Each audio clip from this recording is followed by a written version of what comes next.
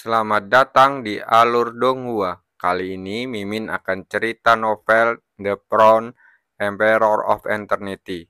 Sebelum mendengarkan, jangan lupa subscribe, like, komen, dan share ya, biar Mimin tambah semangat. Selamat mendengarkan. Melanjutkan episode sebelumnya, ketika suara jernih itu mencapai telinga Ratu Feng, seluruh tubuh Ratu Feng langsung menegang dan ekspresi ketidakpercayaan muncul di matanya. Itu dia mengucapkan dua kata dengan bibir gemetar. Dia merasa sangat tidak percaya akan semua ini. Lagi pula, baru 10 hari yang lalu dia menghancurkan tanda itu dengan putus asa. Dan dia tahu dengan jelas kemana orang itu pergi. Benua hidup dan mati sangat jauh dari sini.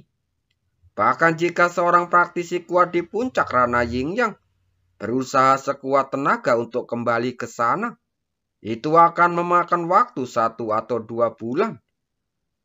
Jadi dalam situasinya saat ini, dia tidak memiliki sedikit pun harapan atas kedatangan orang itu. Karena dari segi waktu, semuanya sudah terlambat. Dan justru karena dia tidak menaruh harapan apapun, dia begitu terkejut dan tidak percaya saat mendengar suara yang dikenalnya itu. Sampai-sampai dia bertanya-tanya beberapa kali apakah dia sedang berhalusinasi. Mustahil. Tubuh montok Ratu Feng menegang. Dan dia berbalik perlahan dengan cemas, tetapi hatinya merasa gembira. Di langit yang jauh, cahaya ungu kemasan terbang cepat dan muncul di atas kota dalam beberapa kilatan. Itu adalah sebuah lukisan besar berwarna ungu kemasan. Di bagian depan lukisan itu, seorang pemuda berdiri dengan tangan di belakang punggungnya, memandang Ratu Feng sambil tersenyum. Melihat sosok yang dikenalnya itu, meskipun Ratu Feng terlihat tenang, tetapi matanya basah oleh kegembiraan. Orang ini benar-benar muncul. Setelah tertegun cukup lama, ia tiba-tiba bersadar, lalu berburu-buru berteriak, "Cepat pergi!" Semua praktisi kuat dari 8 dinasti telah berkumpul di sini. Meskipun dia tidak meragukan kekuatan Chu Kuangseng, semua praktisi dari 8 dinasti berkumpul di sini dan ada jutaan pasukan di bawah, serta orang-orang dari istana dewa dan iblis yang mungkin bersembunyi dalam kegelapan. Dihadapkan dengan barisan yang mengerikan seperti itu, kekuatan satu orang sungguh tampaknya sangat tidak berarti. Namun, Chu Kuangseng hanya tersenyum tipis menanggapi kecemasannya. Ia bergerak lalu mendarat di tempat Ratu Feng berada. Melihat wajah cantiknya yang pucat dan baju besi yang berlumuran darah, dia mengangkat tangannya lalu menurunkan lagi, lalu berkata dengan lembut, "Aku datang." Kata sederhana ini membangkitkan gelombang kesedihan di hati Ratu Feng.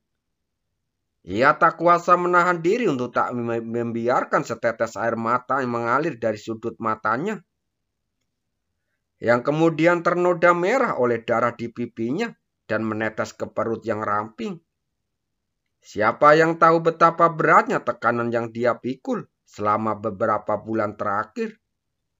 Rasa tak berdaya yang mendalam menghadapi musuh yang kuat terus-menerus menyerang jiwanya. Setiap hari, setiap saat, ketika ia berdiri di tembok kota, dia hanya bisa menyaksikan rakyatnya mati.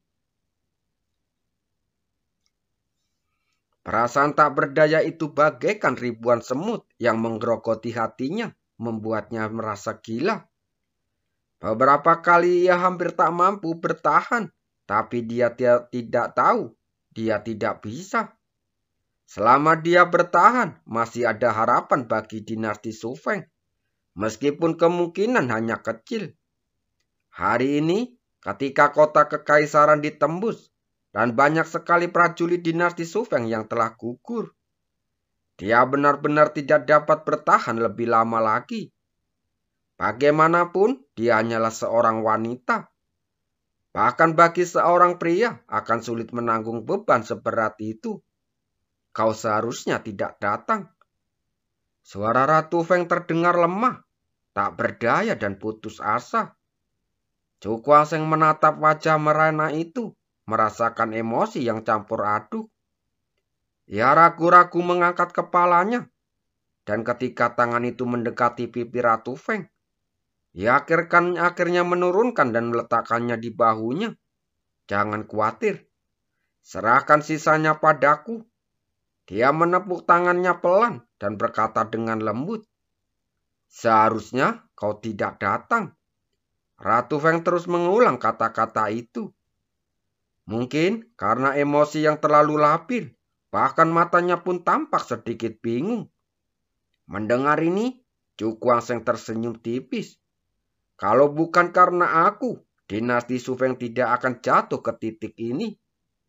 Jangan khawatir, tidak lama lagi aku akan membuat orang-orang itu membayar 10 kali lipat. Meskipun suaranya lembut, namun sangat tegas, ditambah dengan senyuman yang menghangatkan hatinya. Hal itu mampu menenangkan hati Ratu Feng yang tadinya agak ketakutan. "Bocah, siapa kau? Beraninya kau ikut campur dalam urusan 8 dinasti kami?" Di hadapan Hyo Junyun tersadar, menatap Chu Kuang-seng dengan wajah tegas. Mendengar ini, Chu Kuang-seng melangkah maju melewati Ratu Feng, lalu menatap Hyo Jinyun dan tersenyum lebar tiba-tiba muncul di wajahnya. "Sepertinya aku telah terlalu lama pergi sehingga sudah dilupakan." Pupil mata Hyo Jinyun sedikit mengecil, dan dia sepertinya menyadari apa yang sedang terjadi.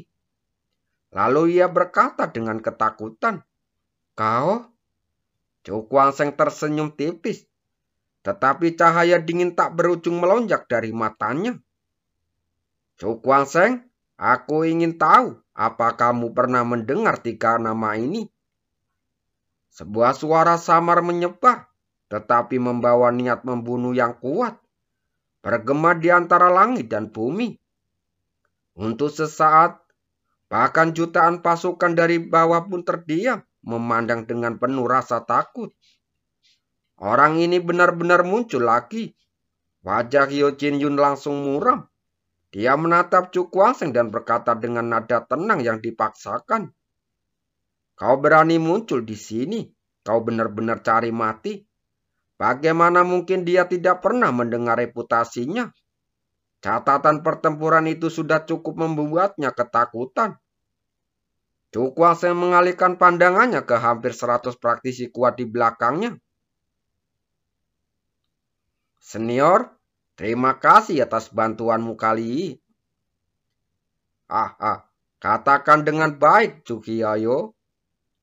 Orang tua berjubah hitam itu melambaikan tangannya, dan banyak orang bergegas menyerbu ke medan perang di udara dan di bawah. Dalam sekejap, aura yang kuat meledak langsung mengembalikan jalannya pertempuran. Pupil mata Hyo Jinyun langsung mengecil. Hampir 100 orang ini semuanya adalah praktisi Rana Yingyang. Memikirkan hal ini, ia sangat terkejut. Sejak kapan para praktisi Rana Yingyang menjadi begitu banyak? Tahukah kamu, bahkan jika kamu menjumlahkan seluruh praktisi Rana Yingyang di istana dewa dan iblis serta 8 dinasti lainnya, mereka mungkin tidak akan dapat mencapai jumlah ini. Ekspresi Chu Kuang-seng tampak tenang.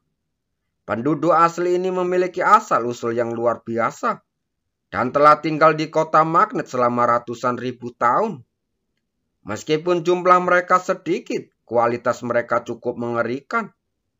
Hampir 100 kultivator Rana Yingyang ini, semuanya dari seluruh penduduk asli. Dengan penambahan hampir 100 praktisi Rana Yingyang, apa yang disebut pasukan koalisi dari 8 dinasti menjadi sangat rentan.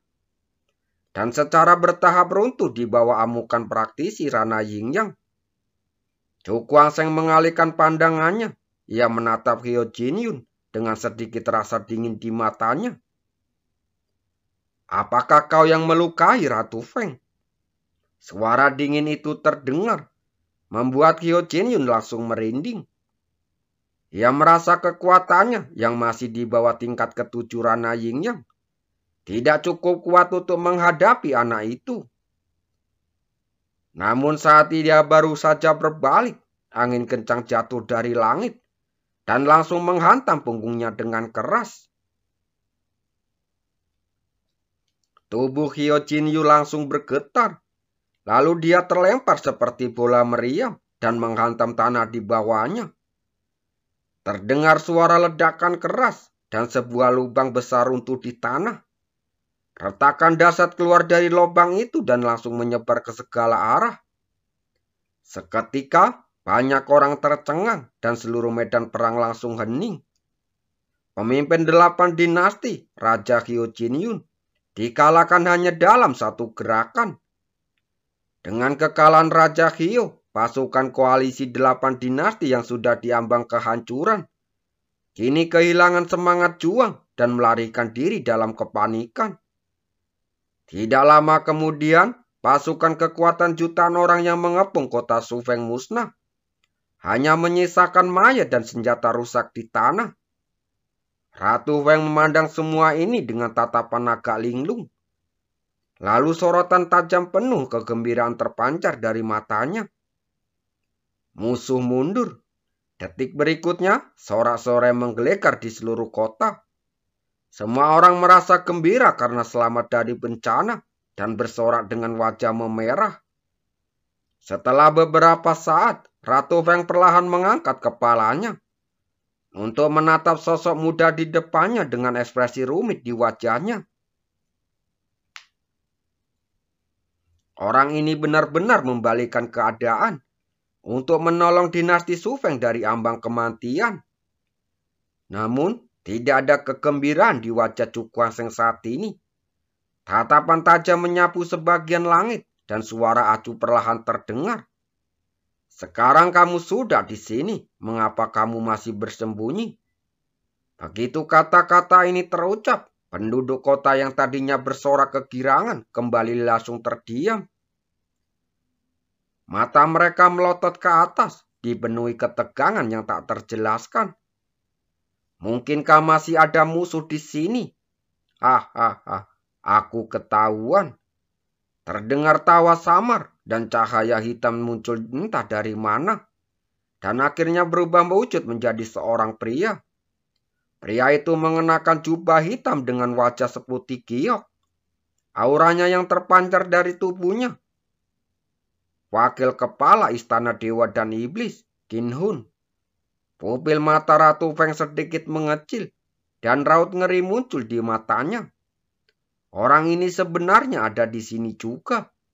Wakil istana dewa dan iblis. Chu Guangsheng mengangkat alisnya sedikit dan menatap Qin Hun dengan heran. Kekuatan orang ini luar biasa. Telah mencapai tingkat ke-9 Rana Yin Yang. Namun, kekuatan seperti itu tidak cukup untuk mengancamnya. Tujuan perjalanan adalah untuk mengincar Master Istana Dewa dan Iblis, Qin Aotian. Sungguh menakjubkan. Tuan Muda Chu begitu hebat sekarang.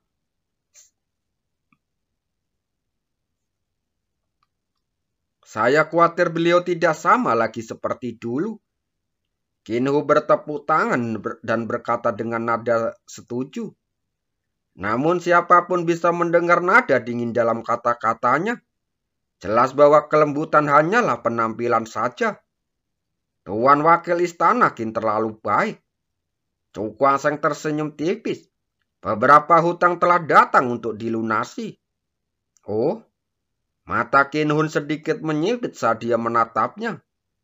Tuan Muda Chu, apakah Anda mengatakan bahwa Anda kembali kali ini untuk membuat masalah untuk istana dewa dan iblis kita?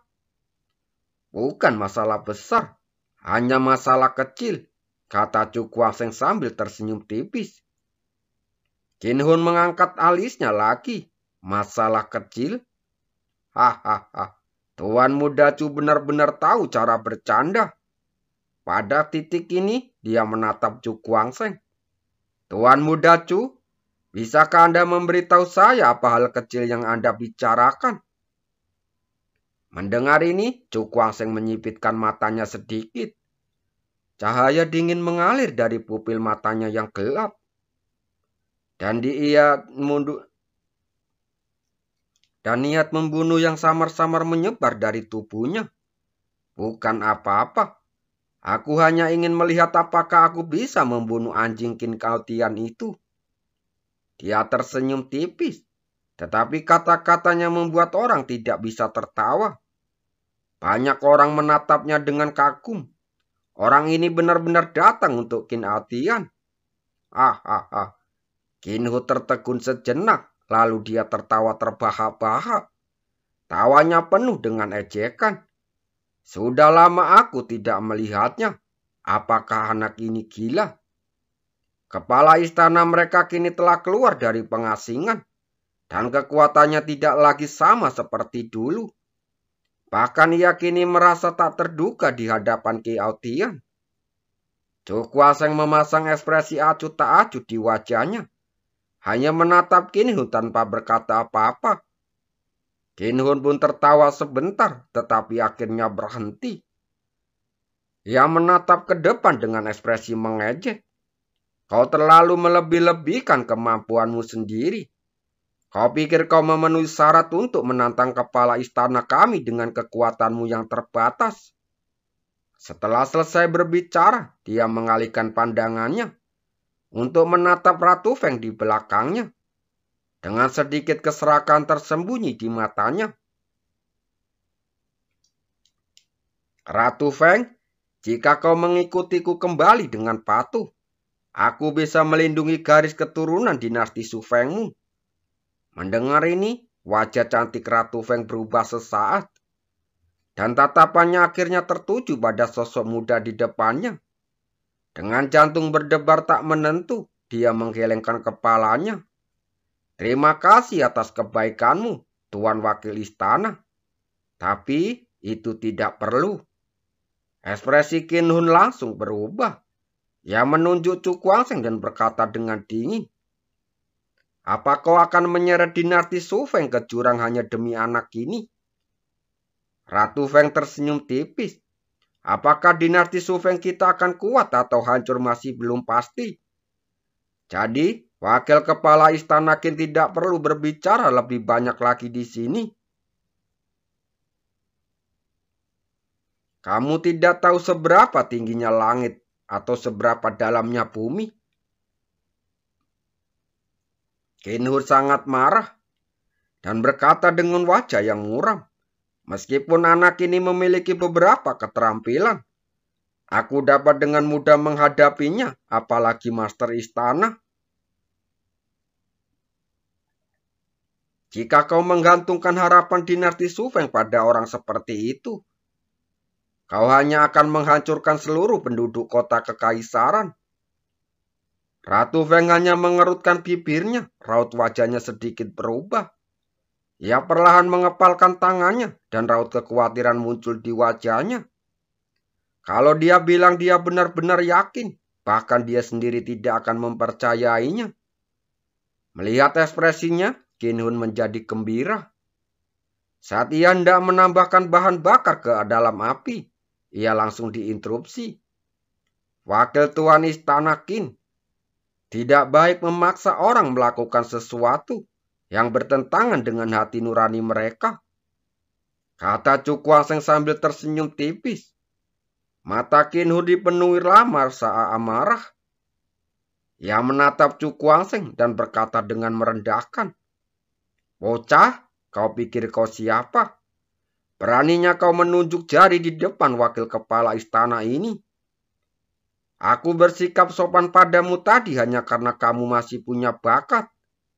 Jangan terlalu sombong dengan situasi ini dan membuat dirimu dalam masalah. Mendengar ini, mata Chu Guangsheng berkilat dingin.